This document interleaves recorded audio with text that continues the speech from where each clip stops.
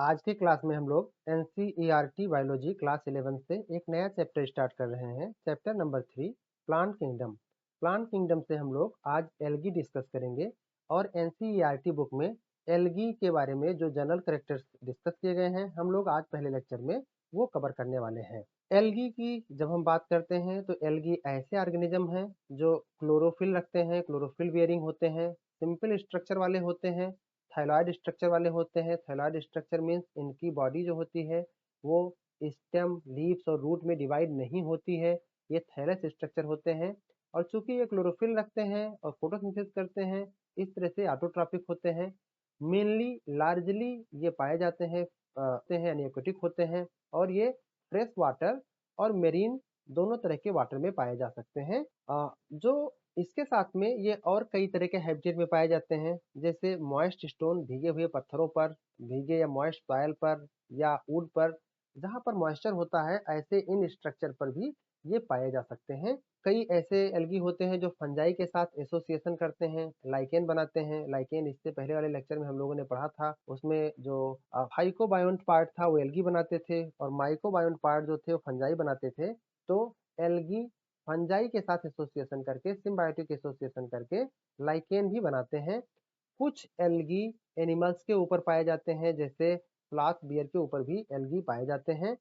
अगर एल्गी के फार्म और साइज की बात करें तो काफ़ी वेरिएशन इनमें देखने को मिलता है, हाईली वेरिएबल होते हैं। इसको अगर हम देखें कुछ कॉलोनियल फार्म में भी पाए जा सकते हैं, जैसे वाल्वाक्स आप यहाँ देख सकते हैं कॉलोनी बना के रहता है। और कुछ फिलामेंटस एल्गी भी हो सकते हैं, जैसे यूलोथ्रिक्स, यहाँ पर यूलोथ्रिक्स एग्जाम्पल दिया गया है, और स्पायरोगायरा। तो यूलोथ्रिक्स और स्पायरोगायरा फिलामेंटस फार्म के एल्गी हैं। और वहीं पर बालवाक्स जो हमारा है वो कॉलोनियल एल्गा है। कुछ मेरीन एल्गी ऐसे होते हैं जिनको हम केल्प नाम से जानते हैं, वो काफी बड़े साइज के होते हैं, मैसिव प्लांट बॉडीज होते हैं। तो इस तरह से एल्गी स्मॉल स्ट्रक्चर से, छोटे स्ट्रक्चर से लेकर के मैसिव प्लांट बॉडी तक के फार्म में पाए जाते हैं। एल्गी के रिप्रोडक्शन की जब हम बात करते हैं तो algae vegetative reproduction, asexual reproduction और सेक्सुअल रिप्रोडक्शन तीनों तरह के मोड से रिप्रोड्यूस करते हैं। वेजिटेटिव रिप्रोडक्शन में सबसे ज़्यादा कॉमन है फ्रेगमेंटेशन। कोई एल्गी जब फ्रेगमेंट्स में टूट जाता है तो वहाँ पर फ्रेगमेंट्स आगे नया थैलस बना लेते हैं। जो टूटे हुए पार्ट होते हैं, फ्रेगमेंट होते हैं, वो नए थैलस में डेवलप हो जाते हैं। इस तरह से फ्रेगमेंटेशन इनका वेजिटेटिव रिप्रोडक्शन का एक कॉमन मोड है। एसेक्सुअल रिप्रोडक्शन जो इनमें होता है उसमें कई तरह के स्पोर बनते हैं और उन स्पोर में सबसे ज्यादा कॉमन तरह का स्पोर जू स्पोर होता है। तो जू स्पोर एसेक्सुअल रिप्रोडक्शन में सबसे कॉमन टाइप का स्पोर होता है। यहाँ पर जो जू स्पोर होते हैं इनमें फ्लैजेला पाया जाता है, फ्लैजिलेटेड होते हैं, ये मोटाइल होते हैं, एक जगह से दूसरे जगह तक फ्लैजेला के द्वारा मूव कर पाते हैं। और जब जर्मिनेशन इनका होता है तो ये नए प्लांट को यानी नए थैलस को बनाते हैं। सेक्सुअल रिप्रोडक्शन जो एल्गी में पाया जाता है उनमें फ्यूजन ऑफ गैमीट होती है, दो गैमीट फ्यूज करते हैं। और यहाँ पर गैमीट सिमिलर साइज के भी हो सकते हैं। तो कुछ अगर सिमिलर साइज के गैमीट है और उनमें फ्लैजेला पाया जाता है तो ऐसे सिमिलर साइज के गैमीट जिनमें फ्लैजेला भी है उनका एग्जाम्पल यूलोथ्रिक्स में देखने को मिलता है।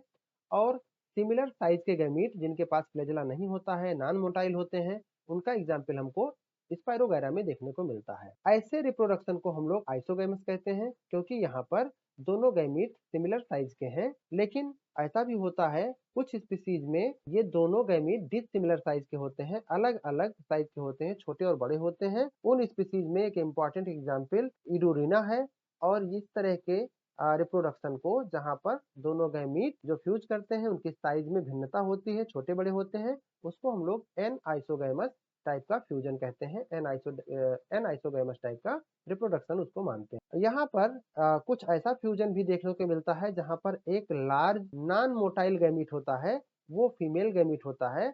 और ये फीमेल गैमीट बड़े साइज का होता है, ये मोटाइल नहीं होता है। और इसके साथ में जो स्मॉलर गैमीट होता है वो मोटाइल होता है। मेल गैमीट बेसिकली स्मॉल होता है और मोटाइल होता है। इस तरह के फ्यूजन को ऊगैमस नाम दिया जाता है। इसका एग्जाम्पल वाल्वाक्स और फ्यूकस है। एल्गी का बहुत ज्यादा एप्लीकेशन है ह्यूमन के लाइफ में बात करें, इस तरह से ये कई वैरायटी ऑफ वेज से यूज किए जाते हैं। लगभग जो भी अर्थ पर फोटोसिंथेसिस होता है उसका 50%, लगभग आधा फोटोसिंथेसिस करने के लिए एल्गी ही रिस्पॉन्सिबल है। क्योंकि एल्गी फोटोसिंथेसिस करते हैं और फोटोसिंथेसिस का एक इम्पॉर्टेंट बाई प्रोडक्ट ऑक्सीजन होता है।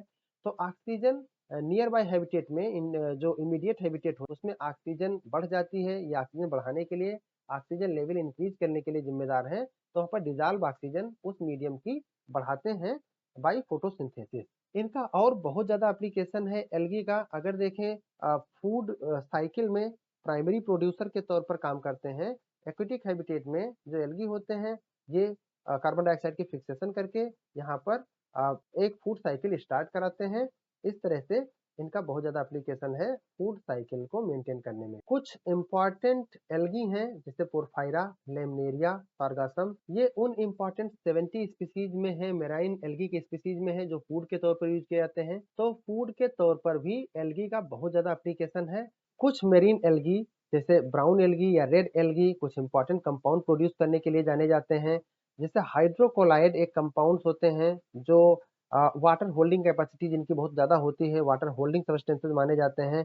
इसका ब्राउन एल्गी से आने वाला प्रोडक्ट एल्जिन बहुत ज़्यादा इंपॉर्टेंट है। और कैरागिनिन जो रेड एल्गी से मिलता है, ये हाइड्रोकोलाइड बहुत ज़्यादा इंपॉर्टेंट है। इनका बहुत ज़्यादा कमर्शियल यूज होता है। अगर एक इंपॉर्टेंट कंपाउंड है जिसका कमर्शियल एप्लीकेशन है, कमर्शियल प्रोडक्ट बनाने में इनका एप्लीकेशन है, ये जिलेडियम और ग्रेसिलेरिया नाम के रेड एल्गा से निकाले जाते हैं।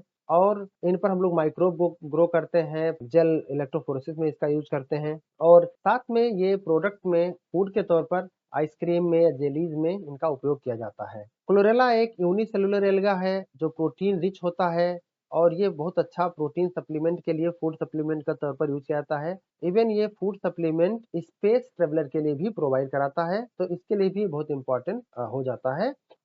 एल्गी को आगे हम लोग 3 मेन क्लासेस में डिवाइड करेंगे, डिस्कस करेंगे, क्लोरोफाइसी को, जियोफाइसी को और रोडोफाइसी को। Thanks for watching. हम लोग मिलते हैं नेक्स्ट लेक्चर में।